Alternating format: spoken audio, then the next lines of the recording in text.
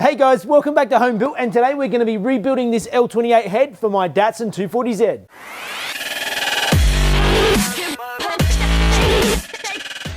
Okay, so those of you who've been following along have seen that I've been slowly rebuilding my L28 engine for my Datsun 240Z. The head has been shaved by 1.8 millimeters.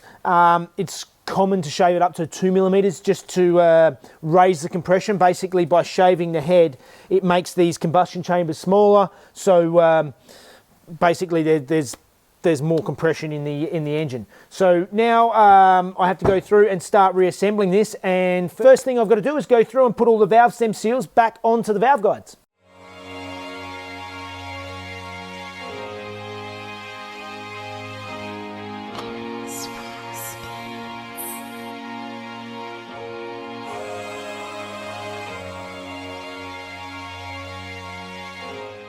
Okay, so first stumbling block of the day, I was following the book and they said to put all these valve stem seals in before you put the valves in, and also once you've got the valves in, then they say to put the spring seats and the springs and all the rest of it, you put it in that order. The trouble is that the inner spring seats do not fit over the top of the seals. So I have to now go through and put all these fresh seals. I have to try and pry them off, and the other issue is that when you initially pry them off, you've got these steel seats underneath to protect the aluminium, so you're prying against these to flick these off. Now I don't have them, so I'm going to have to sort of sit these in there or something and try and flick them off. It's just a pain, and I don't want to damage these new seals. It's just... Anyway, we'll get there.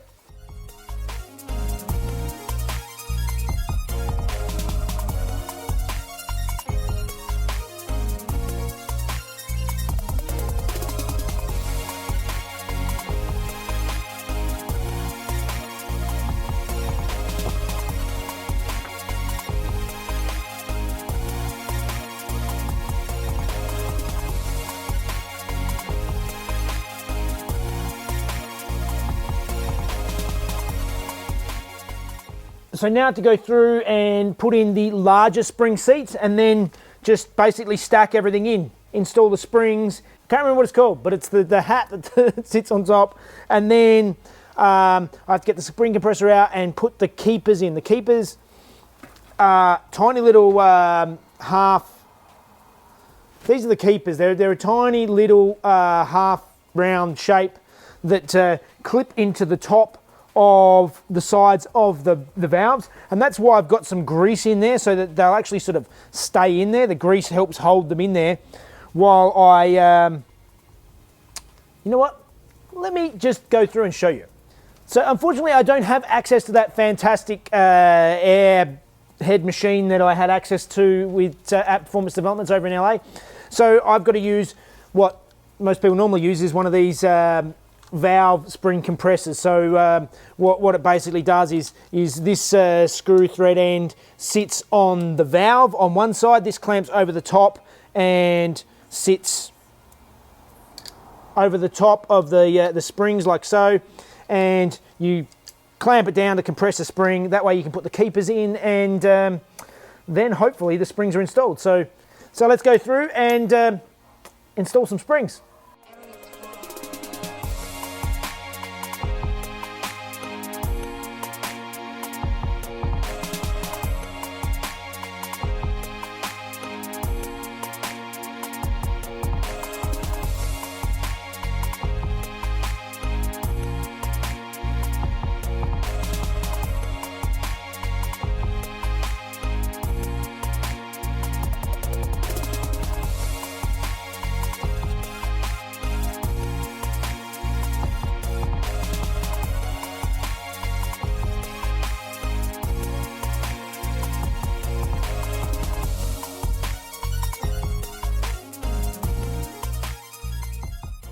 Okay, so all the valves are held in now with their springs, so now it's time to go through and just double check to make sure that my valve lapping worked. And I don't have access to the vacuum gauge that I used in LA on the 911 engine. So what the book suggests to do for this, if you don't have access to that, is I stuck a spark plug in and fill the chamber with kerosene and then look inside the ports, and if you can see any fluid leaking down, you know you have a valve that's not sealing properly and you need to address that. So I've already done the first one and that's good. So I'm just going to go through and just do all the others now and just see how they look and see if they seal.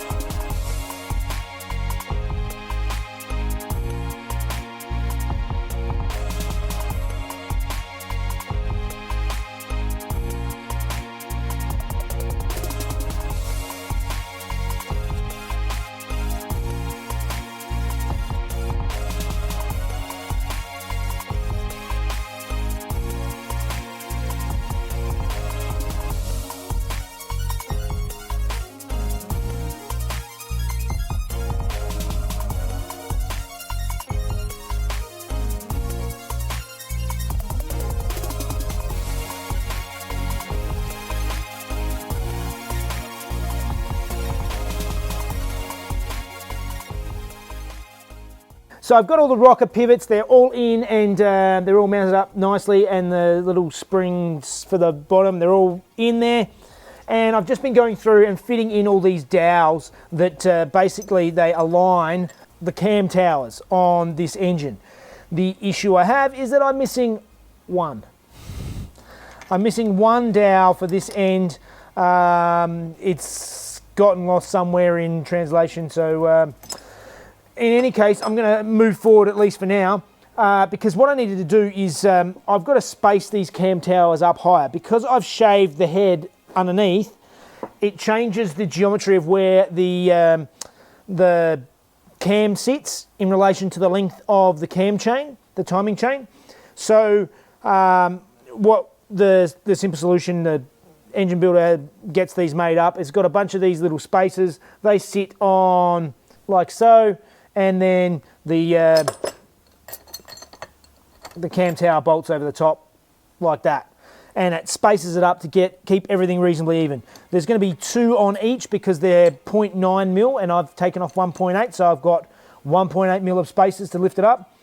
I'm going to go through now. The only issue I have to do is, because they were laser cut, there's a slight little burrs on them. I just have to go through with some small files and just make sure that they're all nice and flat and even, and there's not any little bits that are going to get things out of whack. So I'll go through and just lightly touch these up now, and then we can start installing them. And I'll probably have to pull it apart again, obviously, because I need that dowel. But I'm going to see how the cam goes anyway.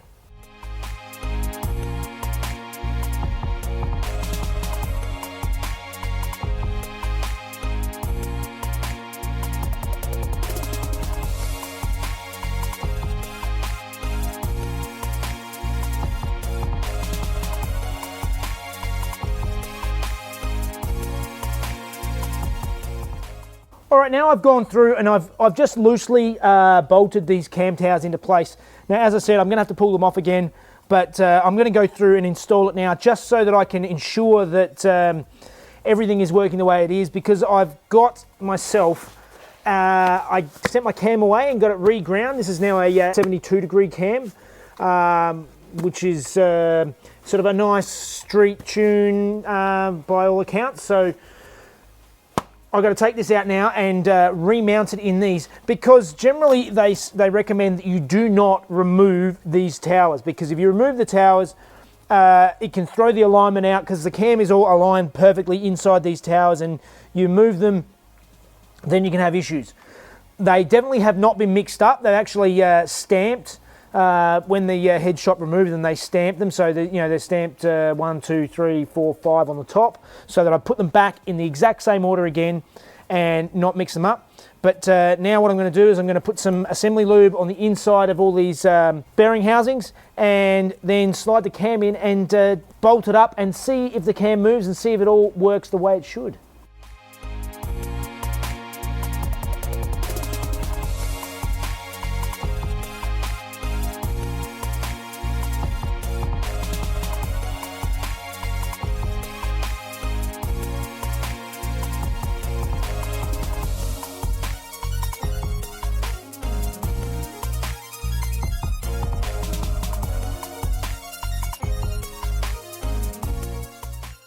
Okay, I've got this on and it works fine. I've actually just chucked one rocker on here and it's, this cam lobe spins perfectly. These are all good, but I tried to start torquing down these cam tower bolts and there's at least one, if not a couple, of stripped threads in the aluminium. What I think the issue is probably that now that it's spaced up a bit higher, I'm not getting quite as many threads into the, going all the way through. And you see here, it's just pulled the aluminium threads straight out of the head, which is a real pain. So I'm going to have to try and see if I can get some helicoils or something to try and fix this up. Very annoying, but I'm going to go and see if I can hunt that down now, and I'll get back to you and let you know how I go. Okay, so I've done some searching, and thankfully, actually, my friends at Super Cheap Auto actually stock a helicoil kit, so I'm going to go and pick that up tomorrow so I can get stuck back into this next week. I'm glad I put it all together because at least I've discovered this, and I've ordered myself the dowels that I need so I can finish this up properly next week. Like always, it just takes longer than I thought. I spent all day doing this, just because I have to research as I'm going and I'm doing extra measuring and just stuff. I really want to try and speed these builds up because I know that they started dragging out, particularly this Datsun build and the bodywork was getting really tedious. So I've got plans in the future to sort of make things roll a bit quicker so that they're not so tedious. I like the speed that the Beetle's been going. I think the Beetle's been going really well. And I've been walking past it and looking at it all day. If you haven't watched that last Beetle video, the paint is looking really nice. In any case, that is all I have time for this week. So that means it's time for Fun Facts with Mrs. Jeff.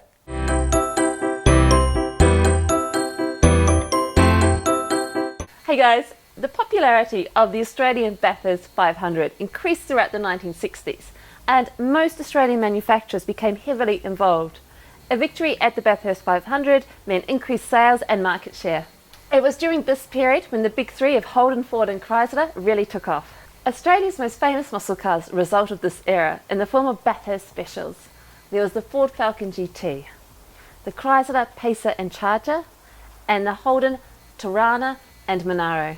In 1968, Holden, in response to Ford's previous year's win, released the GTS Monaro with a 327 Chevy V8. The Monaro beat out the Falcon GTs for Holden's very first Bathurst win, with Datsun 1600 taking out first and second place in Class B. Alright guys, that's another day down. It definitely took a lot longer to assemble this than I thought. It doesn't really feel like I got a lot done today, but I was researching as I go. I've read the book before, but it's sort of... There's always tomorrow and next week.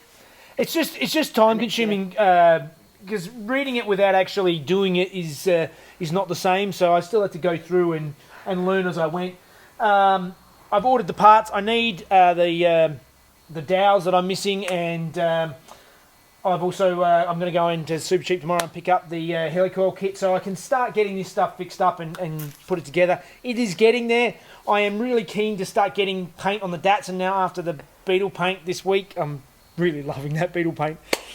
Okay, so we're moving forward soon, and yeah, we'll be speeding up, hopefully. Yes. Anyway, as always, please like and subscribe. We've got the links down below, Facebook, so on. And of course, don't forget about the merchandise if you're interested. Yeah. And a cool top.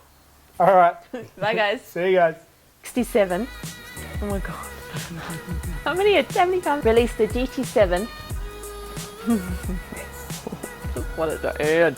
Okay, I think I'm getting better. The end is in sight. Okay. You can't get much worse. That's not helpful. In 1968, this is the longest ever. I thought this was going to be easy.